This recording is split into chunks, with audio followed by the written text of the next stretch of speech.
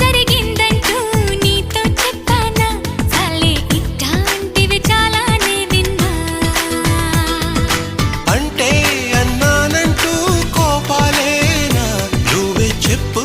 నే తప్పన్నానా ఫోన్లే నీకేంటంటా నాకేమైనా ఏదో సాయం నిన్నెమ్మన్నానా వలపంటే నిప్పు లాంటిది కలకాలం దాచలేనిది సలహా విని ఒప్పుకోవే ఇకనై